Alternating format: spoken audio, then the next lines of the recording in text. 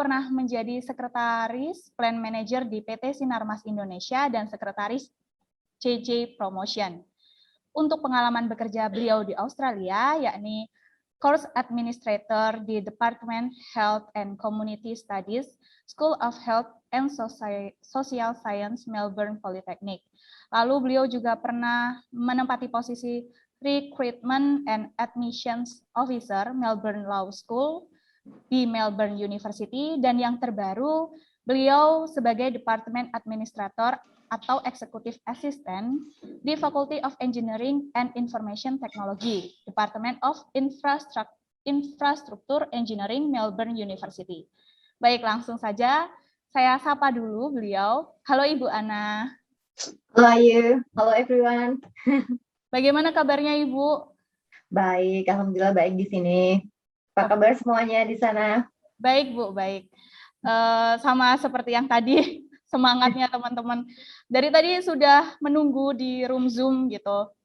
Sudah mulai dibuka room Zoom-nya dari beberapa setengah jam ada tadi. Terus habis itu audiensnya mulai masuk dan sekarang sudah hampir tadi saya lihat 100 lebih partisipannya dan 152.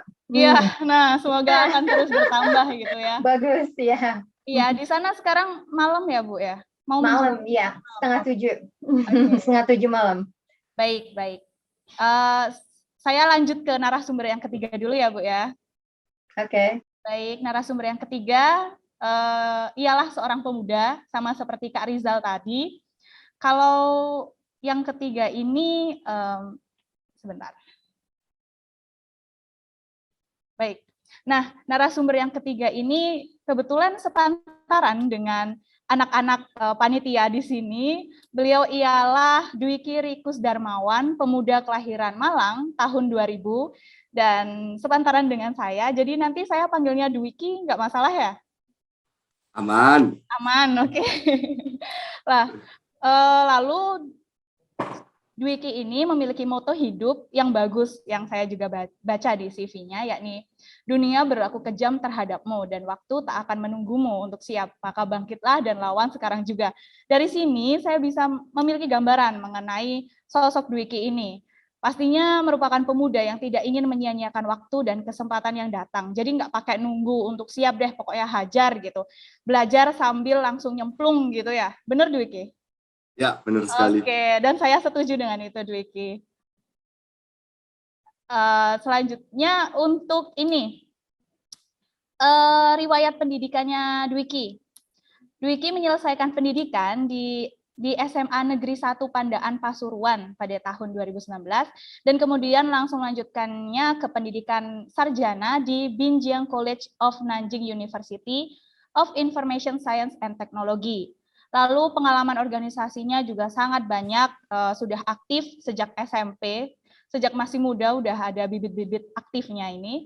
Lalu ketika SMA menjadi Ketua Umum OSIS SMA N1 Pandaan, dan saat ini menjadi anggota Divisi Humas Gerakan Indonesia Membantu, lalu Ketua Umum Perhimpunan Pelajar Indonesia Cabang WUSI, PPI, lalu juga dokumentasi Simposium Internasional PPI Dunia dan Kepala Bidang Kekonsuleran PPI Tiongkok. Beliau memiliki keahlian di bidang bermain musik, fotografi, scriptwriter, dan videografi yang berkaitan pula dengan pekerjaan yang dijalankan oleh Dwiki gitu, yaitu sebagai fotografer dan penulis. Jadi jika dilihat dari tadi kesesuaian minat interestnya itu juga tercermin pada bidang-bidang pekerjaan yang digeluti gitu dari ketiga narasumber yang saya bacakan tadi. Lalu penghargaan untuk Dwiki belakangan yang berhasil ia sabet ialah MVP LDK. Untuk Dwiki adalah juara 2 Lomba Membacakan Puisi HUT Purwosari Awesome 2021. Begitu untuk prestasinya. Itu tadi sudah saya perkenalkan narasumber-narasumber hebat yang pastinya akan mengisi obrolan sore hari ini dengan sangat menarik gitu. Jadi nanti teman-teman akan ada sesi tanya jawabnya ketika nanti saya persilahkan, dan bisa menyampaikan pertanyaannya di kolom chat ketika nanti sudah dipersilahkan begitu. Oke, untuk Dwiki sudah siap? Siap. Ni hao Dwiki. Betul ya ni hao ya? Mandarin. Ni hao. Ni hao. Baik. Nah, mungkin untuk awalan dulu saya ini pengen tahu gitu. Di mana ceritanya keluar atau mencoba bergelut mengenyam pendidikan ataupun pekerjaan di luar Indonesia gitu. Mungkin bisa dimulai dulu dengan Kak Rizal. Oke. Kenapa ke luar negeri? Well, sebenarnya dulu tuh proses yang aku tempuh lumayan panjang. Aku dari lulus SMA itu emang udah pengen kuliah ke luar negeri. Jadi lulus SMA ketika teman-teman yang lain belajar SBMPTN, aku fokus belajar bahasa Inggris ke Pare gitu kan. Terus mungkin kalau alasan yang lain itu normal ya, pengen kuliah ke luar negeri, cari pengalaman, memperluas link, itu normalnya. Tapi secara intrinsik aku punya alasan kuat sih, karena aku dari kecil udah biasa buat jadi orang yang beda dari orang lain. Tapi perbedaan itu nggak absolut ya. Jadi at least kalau ada 10 dari 10 orang, ada 7 orang suka ke gunung, aku 3 orang yang suka ke pantai. Jadi aku 1 dari 3 orang itu. At least tuh yang kayak gitu tuh. Terus aku dulu pernah hitung-hitungan juga, kayaknya kalau aku kuliah di luar negeri sama di Indonesia itu biayanya akan sama. Terus aku di sini bisa sambil kerja, terus aku bisa cover biaya itu sendiri. Terus yang ketiga karena aku dikasih kebebasan sama orang tua aku buat ngambil keputusan. Terus keputusan aku keluar negeri. Gitu sih. Jadi di sana menurut Kak Rizal pada awalnya itu akan lebih mudah untuk berkuliah sambil kerja di sana. Betul kah? Yes, karena kita kan mikirnya kalau di Indonesia kuliah di luar negeri itu mahal kan. Iya itu mahal kalau kita ke Inggris, ke Amerika, ke Kanada, ke Australia. Tapi nggak semua negara itu semahal itu kan. Jadi setelah aku research ternyata wah Poland affordable nih buat kuliah, bisa sambil kerja. Terus sampai sekarang pun bersyukur ya dari awal kuliah semester 1 aku udah nggak pernah minta duit orang tua lagi. Aku udah bisa kerja sambil bayar kuliah sama biaya hidup sampai sekarang. Ya begitu sih, alhamdulillah. Oke, apakah lingkungan di Portugal itu memang mudah ya untuk pelajar, mungkin mahasiswa SMA gitu untuk memulai karir freelance atau mungkin cari-cari kerja gitu, mudahkah? Iya, benar. Karena di luar negeri itu, satu, secara budaya, mahasiswa yang masih kuliah atau anak SMA untuk bekerja itu sangat mungkin. Dan itu udah biasa. Misalkan nih, kalau kita di Indonesia kan kadang ada yang malu-malu, ada yang mau jualan, malu-malu. Kalau di sini tuh enggak. Mereka emang udah terbiasa, terbuka, walaupun pekerjaan itu pekerjaan kasar. Misalkan ada yang di restoran, ada yang cuci piring, jadi pelayan, itu semuanya normal. Itu dari sisi budaya. Tapi dari segi aturan, khususnya di Poland, itu mereka memang membuka kesempatan buat student buat bekerja. Karena di Poland itu ketika status kita full time student, secara otomatis kita dapat hak kerja dari pemerintah Poland. Nah ini nih yang bikin banyak mahasiswa internasional suka ke sini. Dan nggak ada limitation khusus kayak negara lain, itu sih di Poland. Terus yang ketiga, pemerintah di sini punya aturan untuk mahasiswa di bawah usia 26 tahun, mereka akan dibebaskan dari pajak. Jadi kayak aku sekarang udah dapat hak bekerja karena aku statusnya full time student, ditambah lagi aku di bawah 26, nggak bayar pajak gitu. Terus yang ketiga, hitungan gajinya kan jelas kan. Karena kita di sini dibayarnya per jam, rate-nya per jam. Jadi kita bisa hitung nih, kalau 1 bulan kebutuhanku 2.000 zloty atau 3.000 zloty, misalkan 1 jam gajinya 30, aku bisa hitung nih sebulan aku harus bekerja berapa jam ya biar bisa cover. Jadi secara budaya dan secara aturan itu saling mendukung gitu loh. Makanya di sini mungkin buat bekerja dan kuliah. Oh begitu. Oke, berarti nanti tinggal balik ke masing-masingnya ya, bisa mengatur waktu atau enggak, bisa memanajemen uang atau enggak gitu. Apalagi betul. udah boleh kerja tapi nggak perlu bayar pajak gitu kan, sampai Yes. nanti usia 26 gitu. Oke, nah itu tadi untuk Kak Rizal. Kalau ke Ibu Ana dulu deh. Dulu ceritanya gimana Bu bisa ke Australia gitu Bu? Kalau saya sih dari dulu memang suka seperti Rizal ya, belajar tentang budaya asing. Nah makanya waktu kuliah saya ambil sastra Inggris karena termotivasi untuk bisa belajar bahasa Inggris lebih bagus karena banyak buku-buku textbook tentang dunia luar yang di-print dalam bahasa Inggris ya. Jadi kalau saya bisa bahasa Inggris, bisa belajar lebih banyak lagi. Ya. Nah, kebetulan alhamdulillah saya dapat suami warga Australia. Jadi saya awalnya ikut suami ke Australia, tapi setelah saya sampai di sini, tetap saya pikir why not gitu ya. Jadi saya mulai cari-cari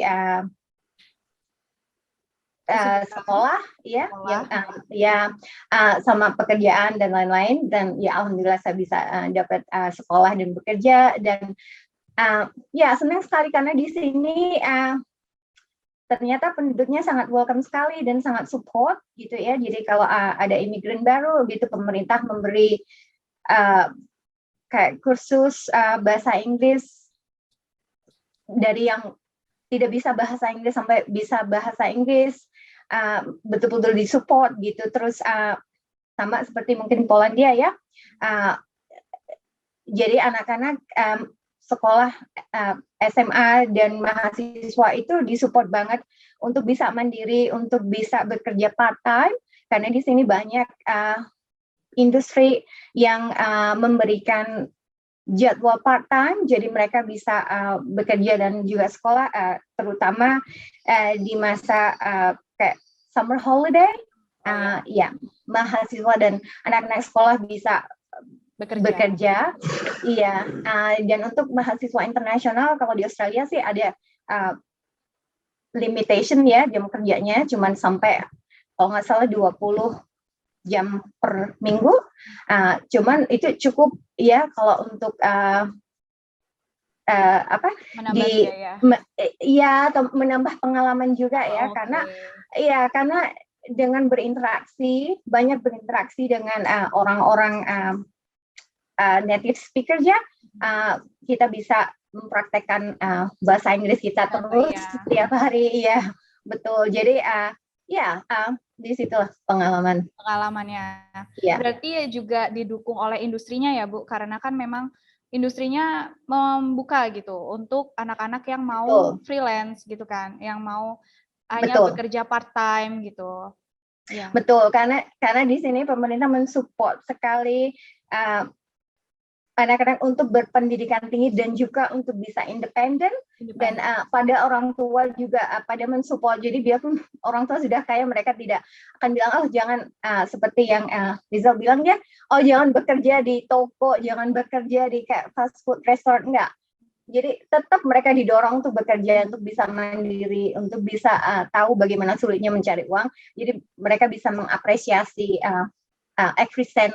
Jadi setiap dolar, setiap rupiah yang mereka bisa dapatkan. Ya, memiliki rasa menghargai meskipun itu sedikit uangnya gitu kan, karena udah tahu gimana susahnya untuk mencari uang itu gitu.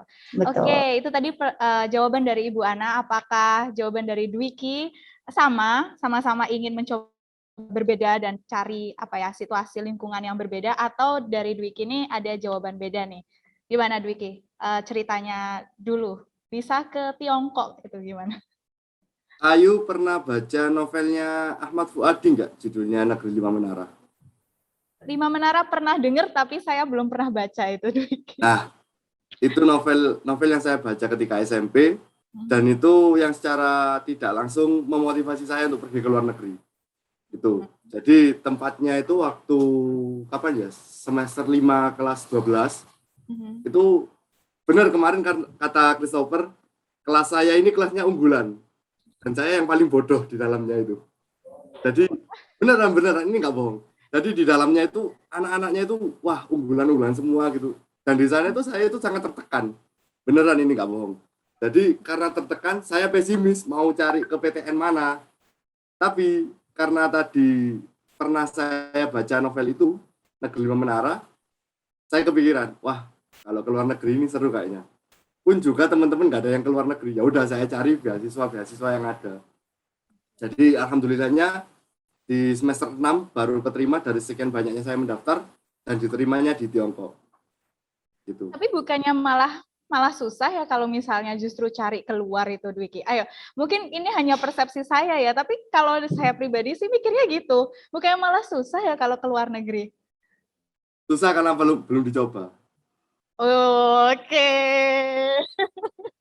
Setuju. Jadi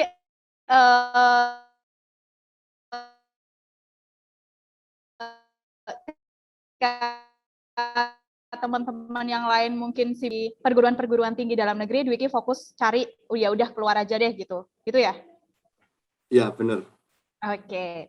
Lalu ketika sebelum merantau ke suatu negara, tentu kita kan perlu mempelajari tentang adat dan kebiasaan yang dilakukan oleh orang-orang di negara tujuan gitu, agar dapat nantinya itu beradaptasi atau minimal siaplah mengerti situasi seperti apa yang akan dihadapi di sana gitu.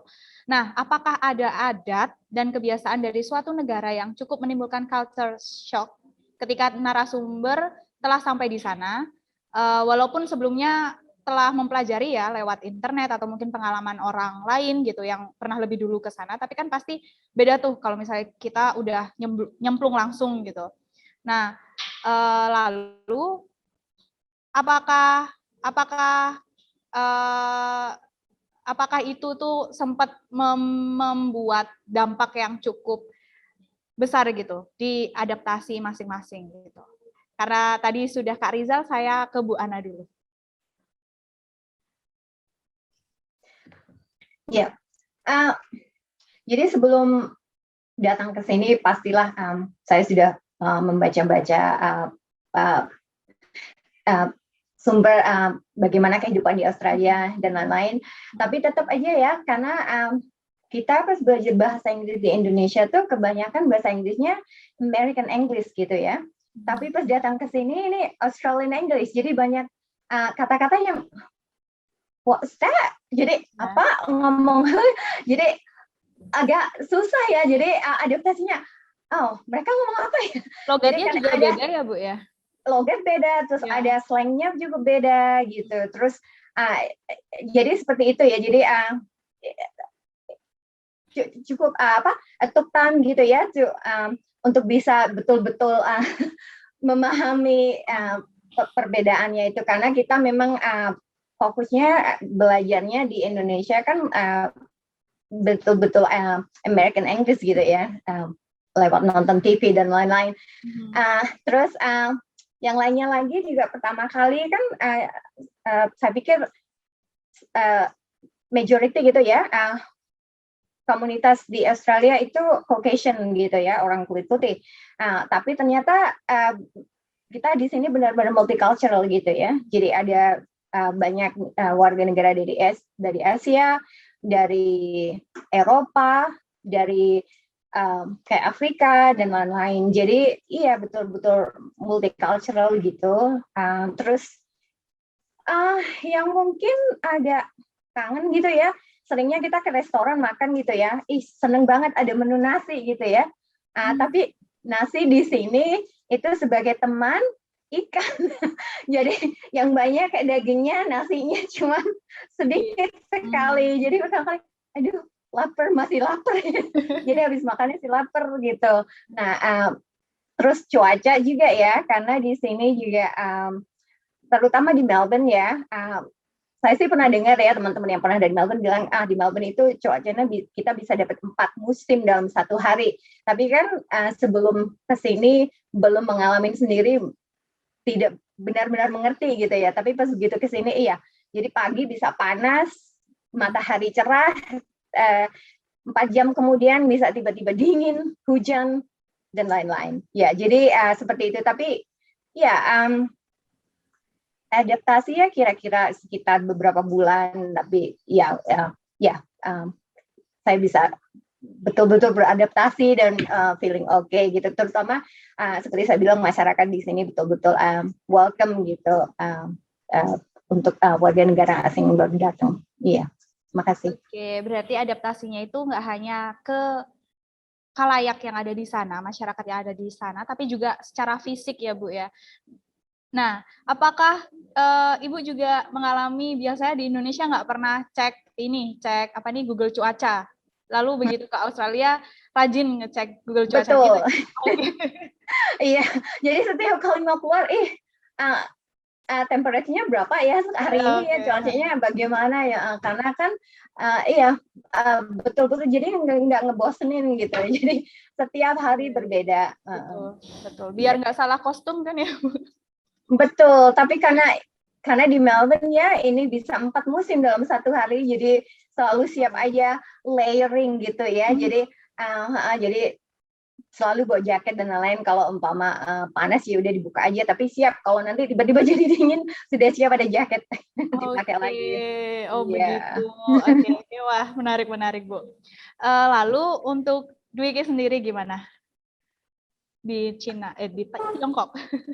Kalau saya sendiri, culture shock-nya itu agak beda sama teman-teman. Jadi kalau teman-teman mahasiswa Indonesia yang sama saya, itu mereka itu kaget kayak, wah ternyata pergaulan di sana bebas gitu kan. Tiba-tiba ada orang pacaran, pelukan gitu, terus mohon maaf ciuman gitu kan. Mereka kagetnya seperti itu.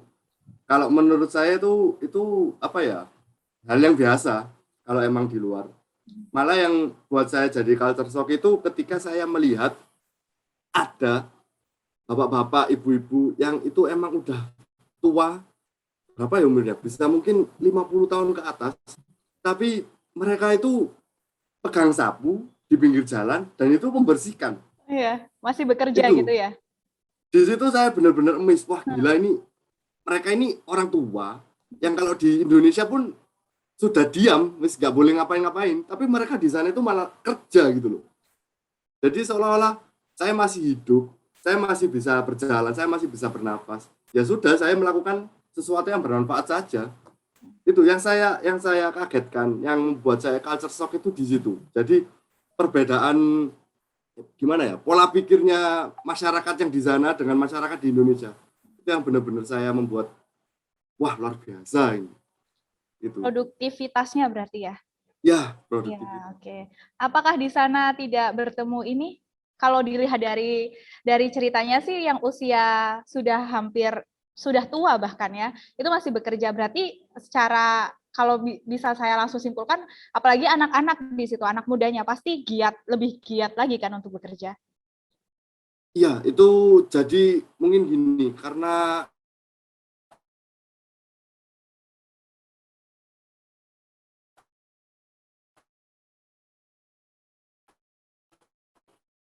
Tiongkok ini negaranya agak besar ya, globalisasi. Jadi itu agak sedikit berbeda dengan Jepang. Yang saya tangkap Jepang itu memang dari kecil sampai tua itu benar-benar pekerja keras semua. Tapi kalau Tiongkok itu agak berbeda. Jadi apa ya? Kayak anak-anak muda seperti saya di sana itu mereka cenderung terseret arus globalisasi kayak gitu. Jadi ya mereka kadang ada yang bekerja. Dwiki itu mic-nya masih di mute. Oh ya. Ya. Ada yang bekerja lalu? Ada yang bekerja keras, tapi yang pemalas itu juga banyak gitu. Jadi emang lagi kena kayak demoralisasi ya, sama kayak negara-negara yang lain lah kayak gitu.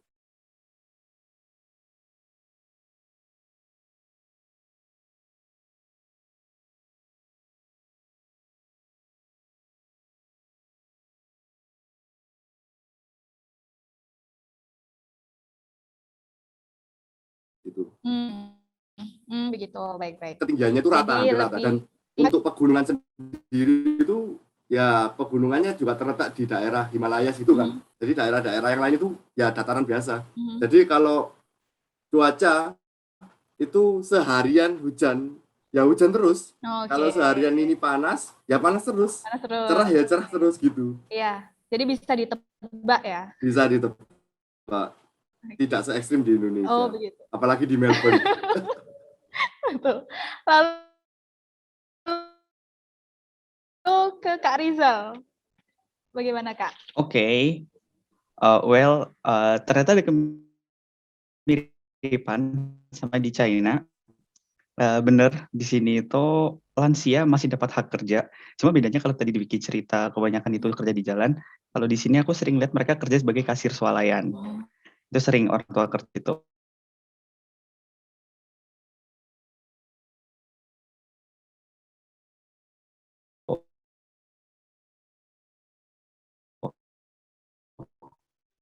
itu udah siap ya. Terus kalau di sini aku show bulan September, di mana itu musim gugur. Waktu itu masih normal, maghrib itu jam 6. Perbedaan, maksudnya pergantian waktu siang ke malam tuh jam 6 sama kayak itu maghribnya jam 4 sore gitu kan. Jam 4 sore itu udah gelap gitu loh. Dan itu tuh cukup shock karena nggak biasa aja, tuh udah gelap. Jadi selesai kelas misalkan jam 5 udah malam gitu. Besoknya di tahun berikutnya sampai di bulan Mei kaget lagi. Loh, kok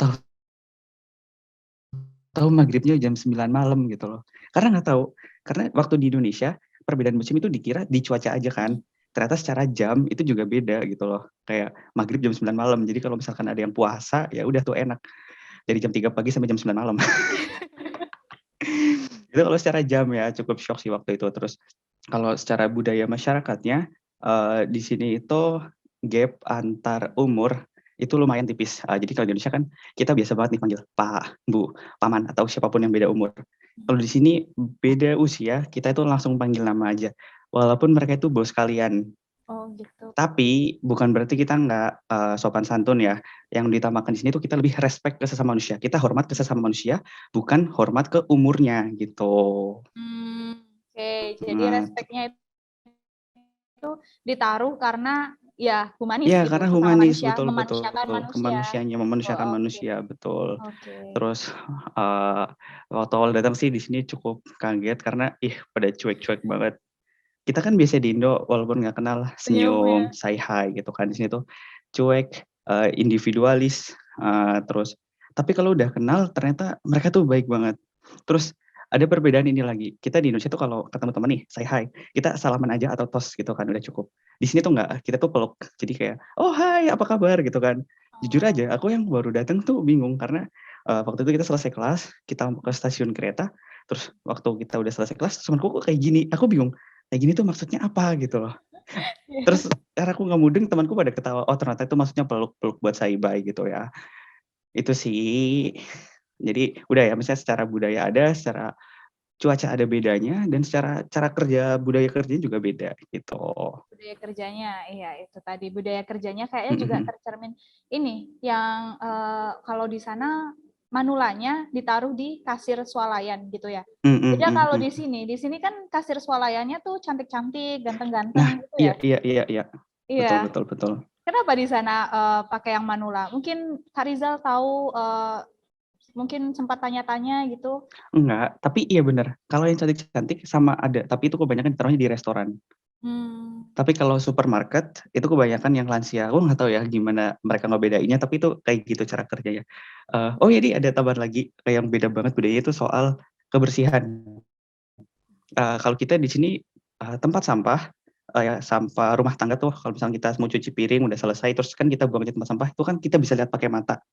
Di sini tuh disembunyiin, jadi kayak ditaruh di wastafel, ditutupin, terus jadi kan standar kebersihannya itu beda. Nah, kalau di Indonesia aku nggak tahu apakah yang bikin kalian bisa ngejudge teman rumah kalian itu kotor banget. Kalau di sini tuh kecoa. Kalau rumah sampai udah ada kecoa itu berarti udah big no. Itu udah kotor banget, kayak itu standar maksimal mereka. Kalau ada kecoa enggak boleh gitu. Oh begitu. Kalau udah ada kecoa udah kelihatan, apalagi untuk orang tamu kali ya.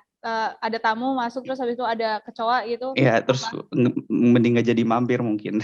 Oke. Standar berbeda aja di situ standar kebersihannya. Oke. Apalagi kalau tikus ya.